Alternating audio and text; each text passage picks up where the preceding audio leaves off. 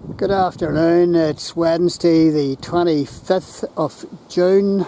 It's about 4:15 and the temperature is about 17. It's quite warm. It's pleasant, but it's overcast. No sunshine, which is a wee bit disappointing. And I'm just dandering down to the Ginahirk Braniel Viewpoint once again. One of the best views over Belfast that you're going to get anywhere. This viewpoint was, of course, where Blue Lights detective series filmed in Belfast and surroundings. This was the location for the introductory scene, the chase scene, where the car goes over the ditch. Racing round various roads, and the car landed up just over there.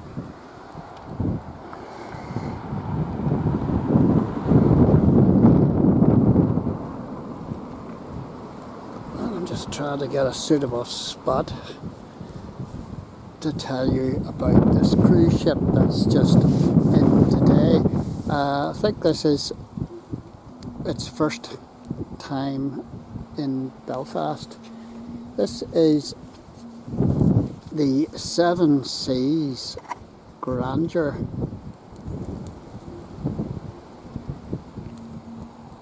I'll just zoom in on it now. Where are you?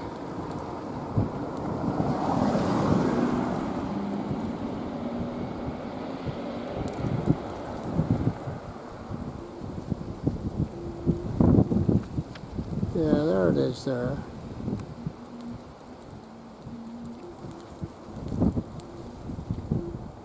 And there's a whole series of these Grandeur vessels, cruise ships. I think there's about 6 or 7 of them, and more to come, and they're all built in Fincantieri in Italy. Yes, they were all built in Fincantieri in Italy at the Anco yard. So this place in Italy must have several yards, and UK can't even build one cruise ship, and here we have Fincantieri having 2 yards, an Italian cruise ship building yard. My goodness, how the UK shipbuilding industry has just gone off a cliff into nothingness, and all the skills lost for good. But I'm not here to talk about that. I'm here to talk about this cruise ship that's in. This is almost a brand new cruise ship. It's built in 2023. And it's 224 meters long. It's 31 meters wide. It's got a crew of 548, and it takes around about 744 passengers. So that's almost one crew member for each passenger. That's some ratio. It's got 10 decks. It weighs 55,500 tons, and it's owned by it's operated by Regent Seven Seas Cruises, who are owned by Norwegian Cruise Line, and they also own Oceania Cruises. So this is a big operation, and this is a luxury cruise liner. All the accommodation is suites, and they all have balconies. So you start off with a small suite, and you can go up to a suite that's as big as somebody's house area.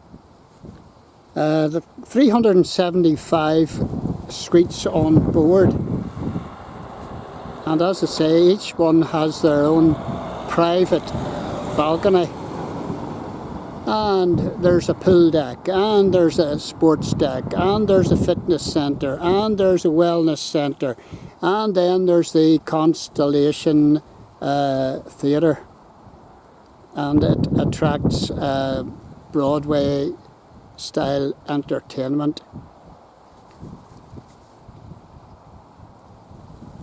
So this is really a grand cruise. It's luxury cruising, and I haven't looked up the prices for cruises on board, but I would imagine that they're at the luxury end of the market.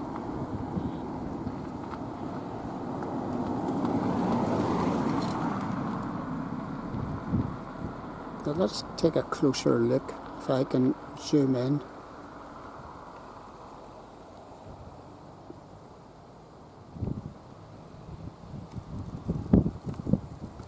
Down at the Belfast Cruise terminal.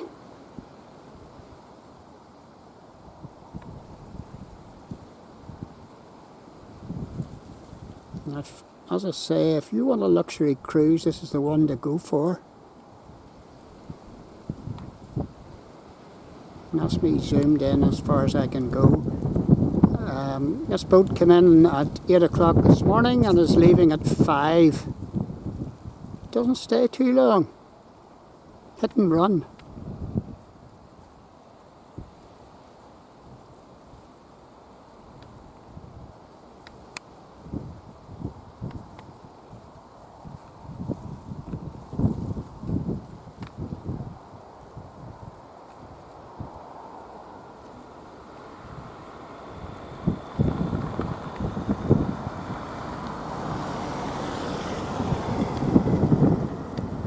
And I won't be able to capture it heading out into Belfast Loch at 5 o'clock, because that's our designated tea time. And my wife would go bananas if I suggested this. She already claims to be a YouTube widow, so I would get myself in hot water.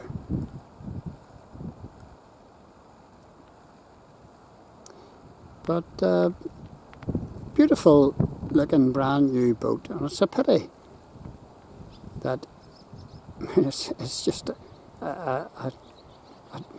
it's more than a pity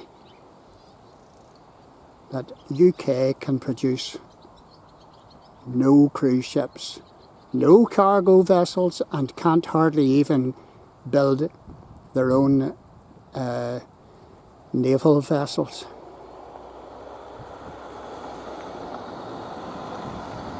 And I see Mr. Starmer has ordered 12 nuclear capable aircraft from America. He wants them these aircraft to be able to deliver a nuclear punch, and that's going to be, I think it's what I read in the newspaper, 12 of these fighter bombers or whatever they are, and for 12 of them you pay £700 million.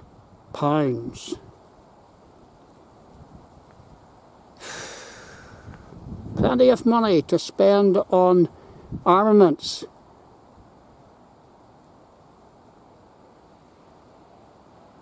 While our roads crumble with potholes, while our NHS is, generally speaking, a disaster, while there's all sorts of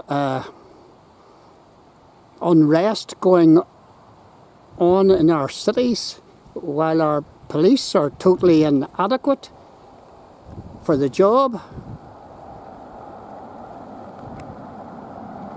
and yet our government has 700 million to pay America for 12 aircraft that can deliver a nuclear bomb. It's not nice. And that's on the back of so much money that Mr. Starmer, on our behalf, has given away to fund foreign governments in their defence programmes.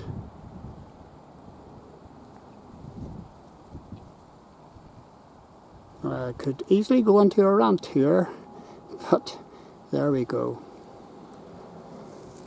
And this is the view.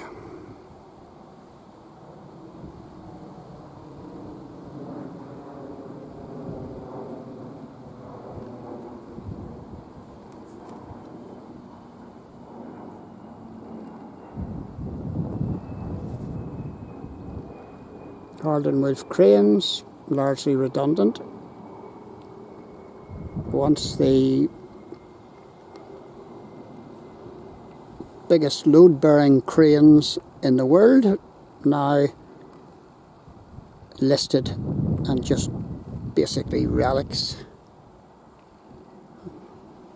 I'm not even sure if they both work at all. We're looking over the Braniel estate.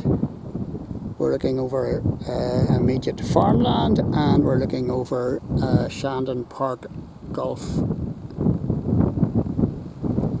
Course. Very popular golf course. And this is looking over East Belfast. And that's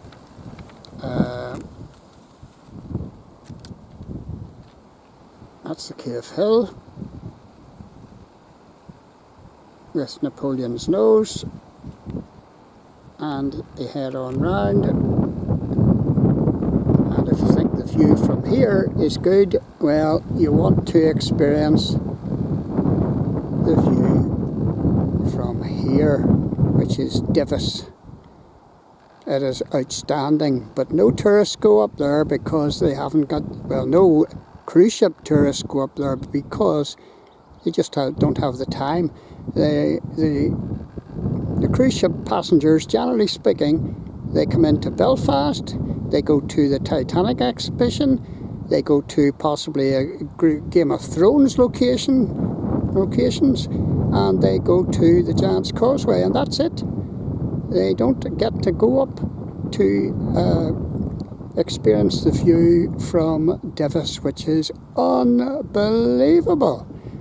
And the locals up there that walk the boardwalk say, don't tell anybody what we have up here because we don't want a whole crowd of people.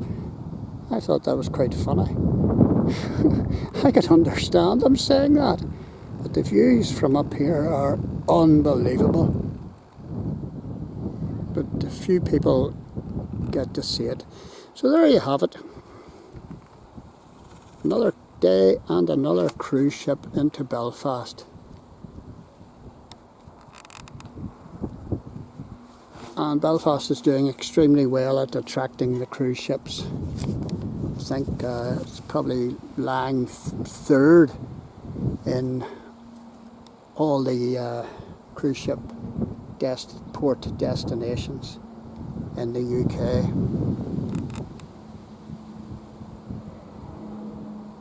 Apparently people love coming here because of the welcome they receive. But there you go. Talk soon.